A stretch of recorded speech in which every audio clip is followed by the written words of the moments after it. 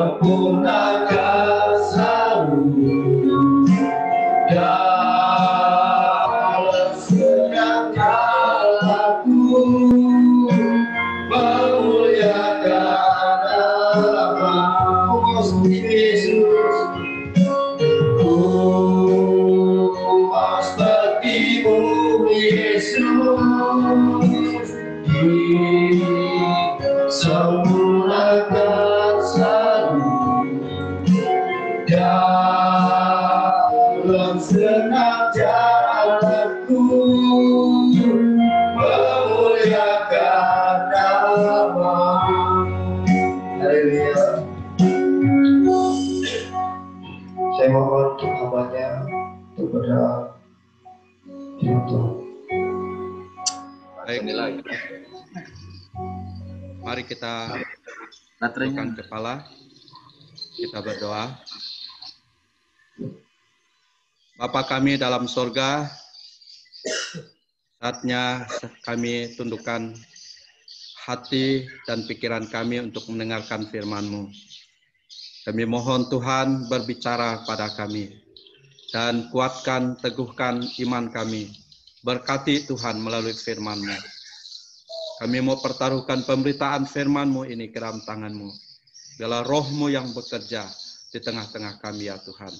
Kami patahkan setiap kuasa lain yang ingin coba-coba mengganggu penyampaian firman Tuhan. Kami tolak, kami patahkan, hancurkan dalam nama Yesus. Terima kasih Bapa di surga. Kami serahkan pemberitaan firman Tuhan ini dalam tangan-Mu. Dalam nama Yesus Kristus, kami berdoa dan mengucap syukur. Haleluya, haleluya. Yang percaya katakan. Amin. Salam. Salam. Baik, pertama-tama saya mengucapkan terima kasih kepada Pak Lulu yang sudah memberikan kesempatan buat saya melayani pada pagi hari ini. Yang dikasih oleh Tuhan, Jemaat Gereja Oikumene Rutan, Pontianak, yang kami kasihi dalam Tuhan Yesus Kristus. Saya perkenalkan, saya Markus Amit, Ketua Sinode Gereja Dayak Borneo, atau disebut Pangalangok. Kalau di HKBP Eporus, kalau di Gereja Dayak Borneo namanya Pangalangok. Bapak Ibu yang dikasih oleh Tuhan, saya berada di Ngabang, jemaat kami atau gereja atau pusat sinode gereja ini ada di Ngabang, di Sungai Buluh, di belakang pasar Kota Ngabang.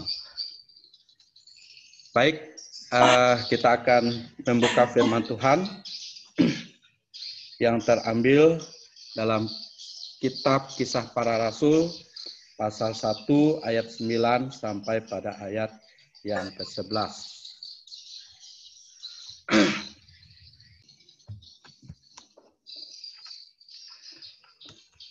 Baik, kalau sudah dapat, kita akan baca ayat 9 sampai ayat yang ke-11. Demikian bunyi firman Tuhan.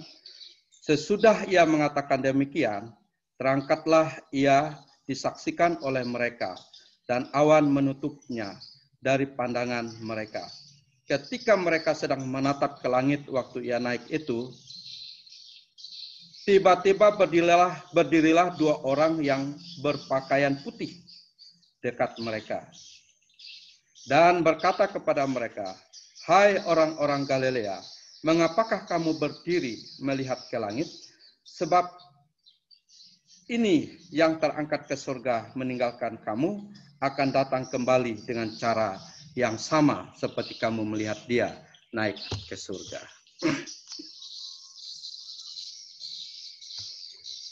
Jemaat yang dikasih oleh Tuhan, hari ini saya ingin mengajak kita untuk melihat tema firman Tuhan, tema khotbah tentang kenaikan Kristus ke surga di tengah-tengah masa pandemi.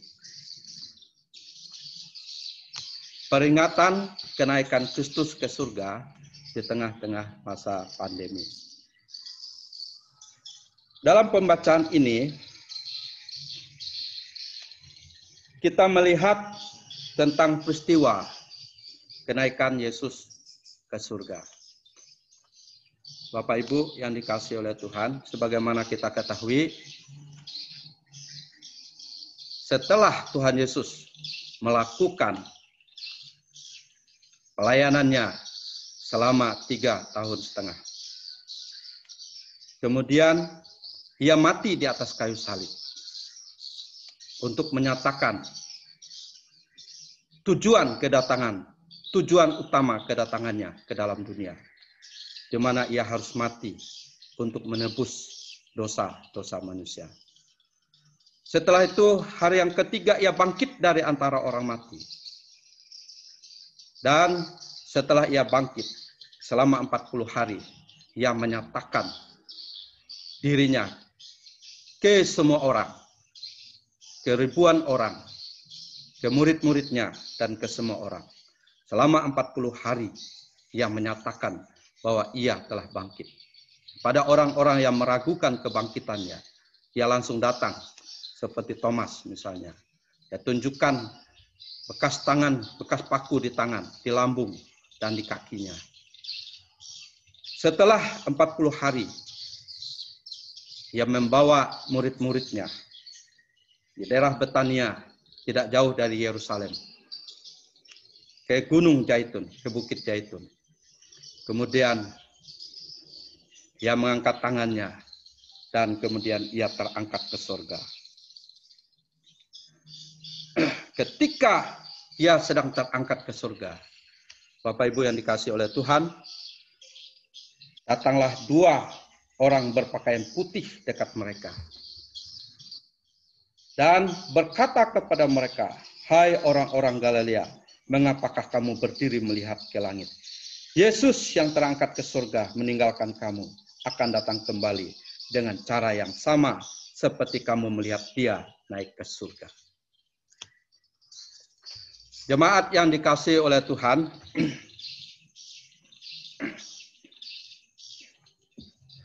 Tuhan Yesus naik ke surga. Ia sudah naik ke surga 2000 tahun yang lalu. Maka hari ini, minggu-minggu ini, kita sedang memperingati hari kenaikan Kristus ke surga. Di tengah-tengah dunia yang sangat menyeramkan sekarang ini, di mana kita sedang menghadapi masa pandemi yang semakin keras, yang semakin merajalela. Paling tidak ada 3 hal yang harus kita renungkan sebagai orang percaya dalam memperingati kenaikan Kristus ke surga di tengah-tengah masa pandemi ini. Yang pertama, saya mau sampaikan kepada kita bahwa Yesus naik ke surga. Yesus naik ke surga sebagai bukti bahwa dia adalah Tuhan. Bapak Ibu yang dikasihi oleh Tuhan, jemaat yang dikasihi oleh Tuhan, kalau Yesus tidak dibangkitkan, kata Rasul Paulus, maka sia-sialah kepercayaan kita. Kalau Yesus mati sama seperti kita, maka sia-sia keyakinan kita, sama saja dengan kepercayaan yang lain. Tetapi yang benar adalah Yesus mati dan Yesus bangkit pada hari yang ketiga. Dan setelah itu ia naik ke surga. Menyatakan bahwa ia adalah Allah. Menyatakan bahwa ia adalah Tuhan. Kemarin saya buka YouTube, ada satu anak Tuhan, ada satu keturunan Nabi di satu tempat, di daerah Yaman. Kemudian dia terima Yesus, dia menjadi orang Kristen. Setelah dia belajar kitab mereka, dan dia mengatakan, Nabi semua yang ada, tidak ada yang melakukan mujizat seperti Tuhan Yesus. Dan ia katakan, ketika ia mempelajari tentang Yesus, dia melihat mujizat-mujizat yang Tuhan Yesus lakukan sampai orang mati dibangkitkan. Dan ia katakan, karena itu saya terima Yesus dan saya menjadi orang Kristen. Karena Yesus tidak hanya seorang nabi, tetapi dia adalah seorang Tuhan. Dia bersaksi di jemaat di satu gereja. Jemaat yang dikasihi oleh Tuhan, kenaikan Yesus ke surga di tengah pandemi. Yang pertama, Yesus naik ke surga. Bukti dia adalah Tuhan. Karena ia adalah Tuhan, berarti Tuhan kita mampu menolong kita. Dalam Matius 11 ayat 28, firman Tuhan berkata, marilah kepadaku, hai orang yang letih lesu dan berbeban berat, datanglah kepadaku. Aku akan memberikan kelegaan kepadamu. Karena dia adalah Tuhan, maka ia mampu menolong kita dalam situasi apapun hidup ini. Makanya dalam kitab Petrus juga firman Tuhan berkata, jangan jemu-jemu untuk berdoa. Mintalah, maka akan diberikan. Ketuklah, maka pintu akan dibuka. Barang siapa yang meminta di dalam namaku, kata Tuhan Yesus, maka ia akan diberikan. Bapak Ibu yang dikasihi Tuhan, hal yang pertama, karena Yesus adalah Tuhan, maka ia mampu menolong kita dalam situasi dunia sekarang ini. Hal yang kedua, kenaikan Yesus ke surga karena sudah menyelesaikan tugas yang paling utama. Tuhan Yesus tidak akan naik ke surga sebelum ia mati di atas kayu salib. Sebelum ia melaksanakan misi paling penting, ia turun ke dalam dunia, di mana ia harus mati untuk menebus dosa manusia. Yesus naik ke surga karena ia sudah menyelesaikan tugas paling utamanya. Setelah ia mati, ia bangkit dari antara orang mati, kemudian pekerjaannya sudah selesai, lalu ia naik ke surga.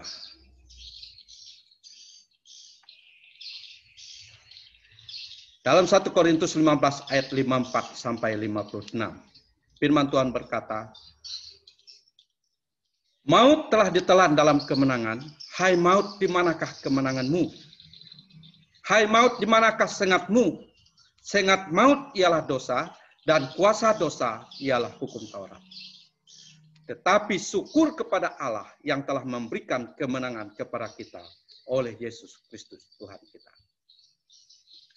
Yesus naik ke surga karena sudah menyelesaikan tugas paling utama. Membinasakan neraka dan memberikan harapan yang pasti akan hidup di akhirat bagi setiap orang yang percaya.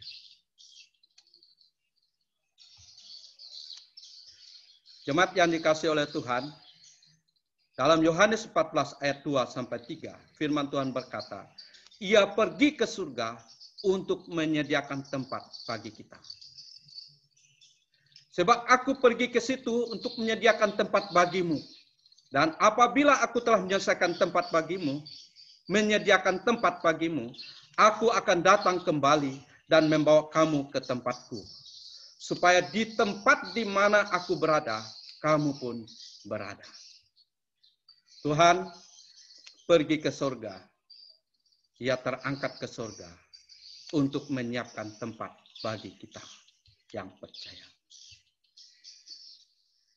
Ia datang ke dalam dunia menjelma seperti manusia. Tujuannya untuk mati di atas salib. Untuk menebus kita dari kebinasaan dan kematian kekal. Kematiannya, kebangkitannya adalah pekerjaan yang harus dikerjakannya. Dan saat ia naik ke surga, pekerjaan yang paling utama sudah selesai. Bapak Ibu yang dikasihi oleh Tuhan. Kalau dosa saja, kalau dosa hal yang paling besar saja bisa Tuhan selesaikan untuk kita, apalagi hal kecil tentang kesulitan hidup. Roma 8 ayat 32, firman Tuhan berkata, Ia yang tidak menyayangkan anaknya sendiri, tetapi yang menyerahkannya bagi kita semua. Bagaimanakah mungkin Ia tidak mengaruniakan segala sesuatu kepada kita bersama-sama dengan Dia? Jemaat yang dikasihi oleh Tuhan, kalau untuk dosa saja Allah mau menyerahkan dirinya, anaknya untuk kita. Sampai mau mati bagi kita. Digantung di atas kayu salib. Bagaimana mungkin hal-hal tentang kehidupan yang kecil di dunia ini Tuhan tidak karuniakan segala sesuatu kepada kita. Bagaimana mungkin hal-hal yang kecil di dunia ini, masalah hidup kita, Tuhan tidak mampu atasi. Tuhan tidak mau menolong kita. Jemaat yang dikasihi Tuhan, ayat ini mengingatkan bahwa Tuhan sangat mengasihi kita.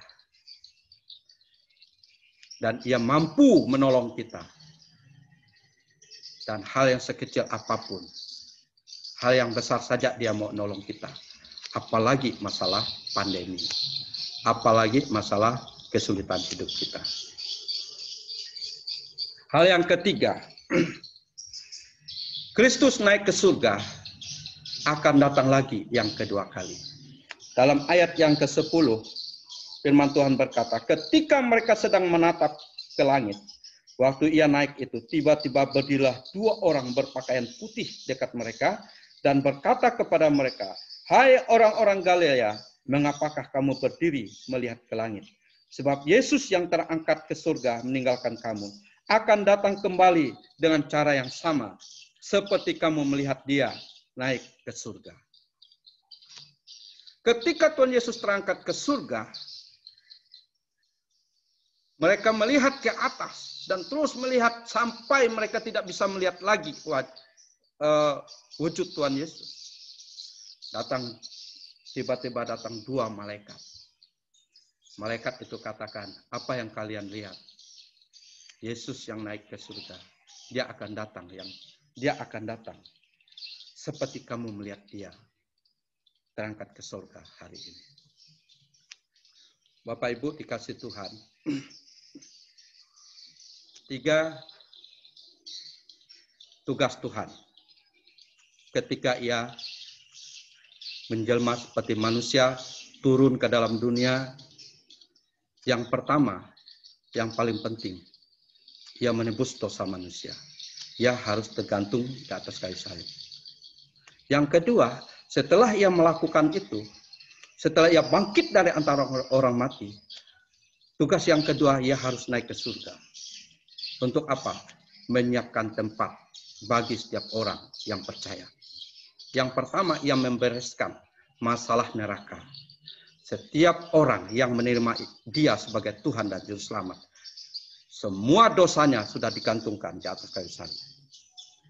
Tinggal siapa yang percaya, yang menerimanya, Ia harus pergi ke surga menyiapkan tempat, menyiapkan surga, menyiapkan rumah di surga. Karena itu Ia harus naik ke surga. Setelah itu tidak cukup hanya naik ke surga, menyiapkan tempat. Setelah itu Tuhan Yesus harus turun lagi kedua kali, datang kedua kali ke dalam dunia untuk menjemput orang-orang, anak-anaknya yang sudah percaya kepadanya, yang waktu itu belum meninggal. Dia akan datang kedua kali untuk menjemput orang-orang saleh-salehnya, orang-orang yang setia kepadanya.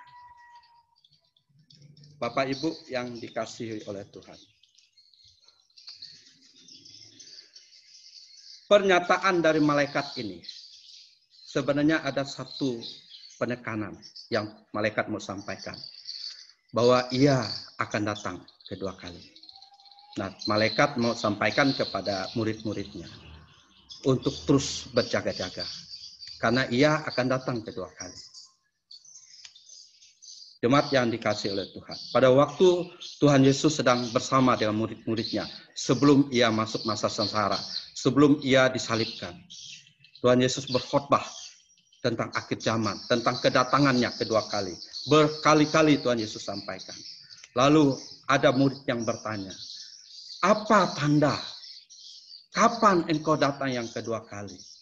Jemaat yang dikasihi oleh Tuhan. Pada waktu itu Tuhan Yesus katakan, malaikat pun tidak ada yang tahu, hanya Bapa yang tahu. Ia akan datang seperti pencuri di malam hari. Tiba-tiba, karena itu firman Tuhan katakan, ia katakan berjaga-jagalah senantiasa.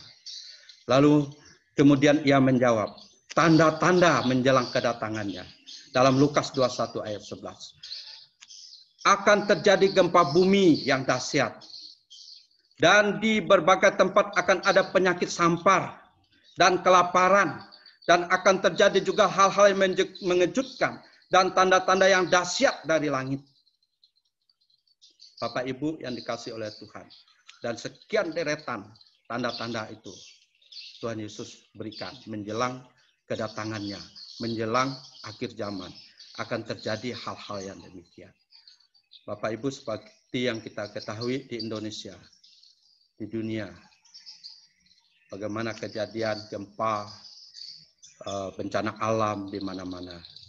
Dan yang paling menggemparkan sekarang adalah penyakit sampar COVID-19. Dulu ada penyakit SARS, ada juga penyakit lainnya, tapi itu hanya di negara-negara tertentu. Ada flu burung dan sebagainya. Tetapi penyakit COVID-19 itu meluruh seluruh dunia. Semua negara mengalaminya. Orang negara-negara hebat pun mengalaminya.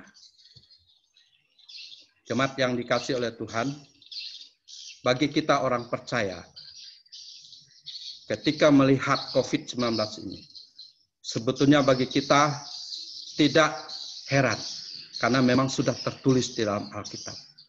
Bahwa menjelang akhir zaman, menjelang kedatangan Tuhan yang kedua kali, itu akan ada penyakit sampar yang mengerikan.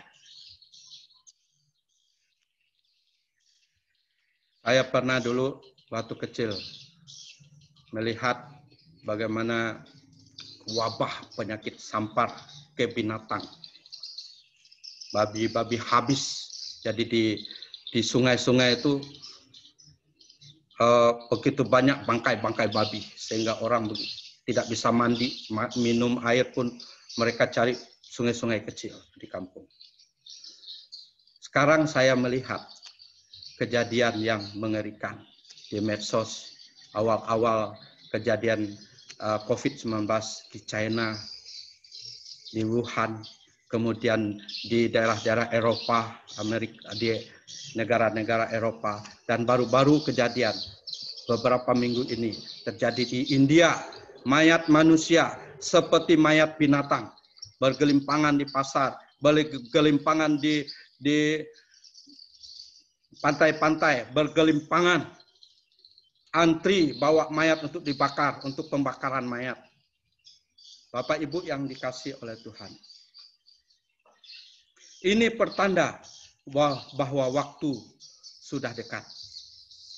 Ini pertanda bahwa kedatangan Tuhan sudah dekat. Ini pertanda bahwa akhir zaman sudah tiba.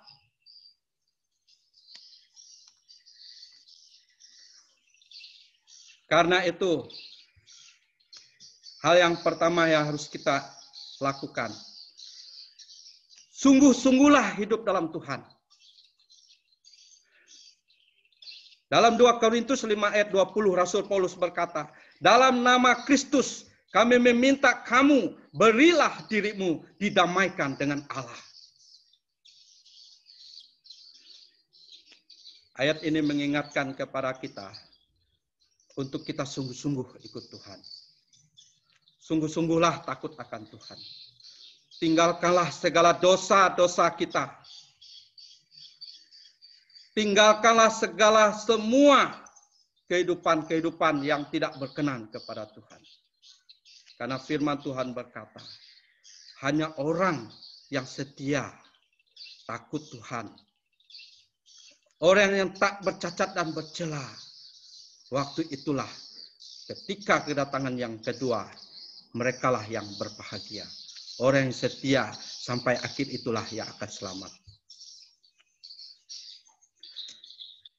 Seorang hamba Tuhan bersaksi di satu grup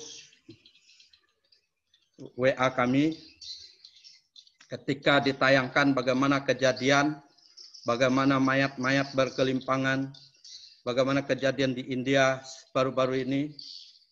Lalu dia sampaikan, dia katakan 3 tahun yang lalu saat ia sedang doa puasa, saat ia sedang bergumul berdoa puasa, lalu Tuhan kasih penglihatan, dia bilang.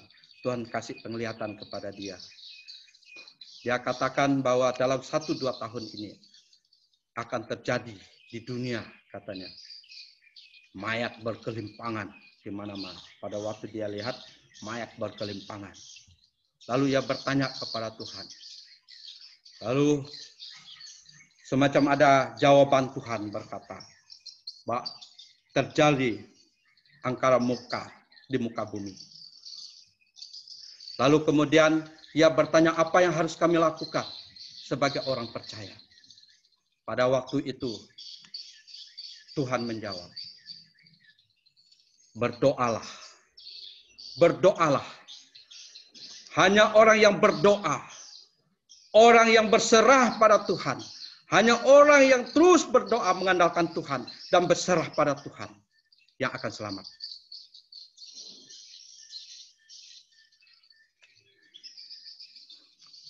Tuhan jawab, orang yang kuat berdoa dan penyerahan kepada Tuhan, orang itulah yang akan selamat.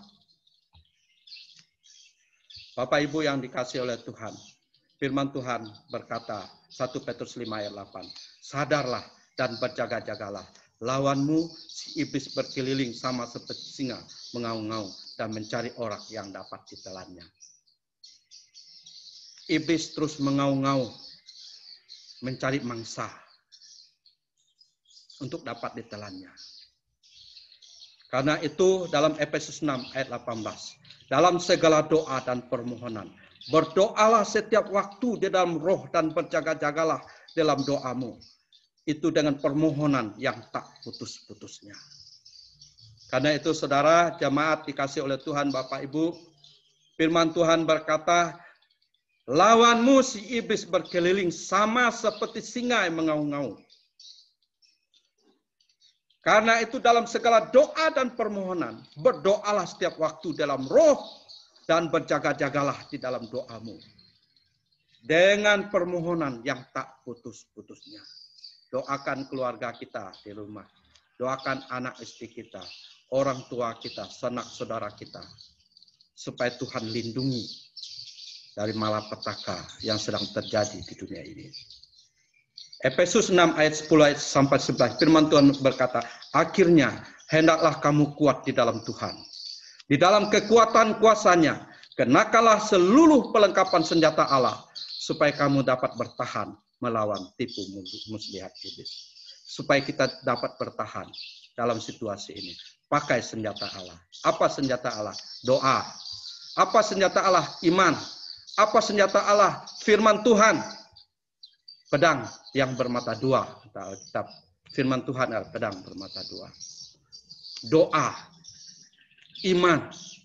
Dan hiduplah dalam firman Tuhan. Jemaat yang dikasihi oleh Tuhan. Kenaikan Kristus ke surga di tengah pandemi. Ada 3 hal yang kita renungkan. Pertama, Yesus naik ke surga. Bukti dia adalah Tuhan. Karena itu, jangan kita lemah untuk berharap kepadanya. Yang kedua, Yesus naik ke surga karena sudah menyelesaikan tugas paling utama.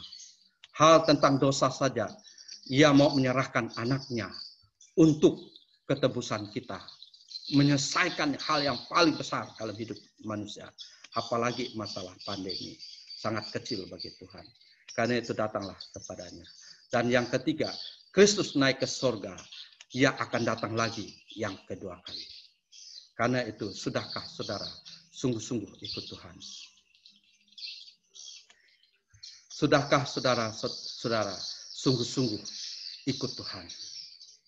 Dan yang kedua, terakhir saya mau katakan kepada kita, adakah saudara sedang takut? Mari kita datang kepada Tuhan. Tuhan sanggup menolong kita. Firman Tuhan berkata, bagi yang serahkanlah hidupmu kepada Tuhan, sebab Ia yang memelihara engkau. Serahkanlah kekhawatiranmu kepada Allah, sebab Ia yang memelihara engkau. Demikianlah firman Tuhan. Kiranya Tuhan memberkati kita semua. Mari kita berdoa.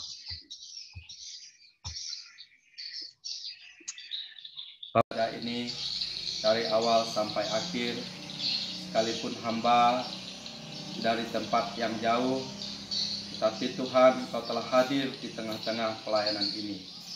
Kami akan mengakhiri, kiranya Tuhan memberkati kami semua. Jemaat yang dikasihi oleh Tuhan, arah kali, hari Maranatha, dan sampai selama-lamanya. Amin. Kira dari saya cukup sekian. Saya ucapkan terima kasih kepada Pak Pendeta. Pak, selamat siang dan salam sejahtera. Amin. Amin. Selanjutnya.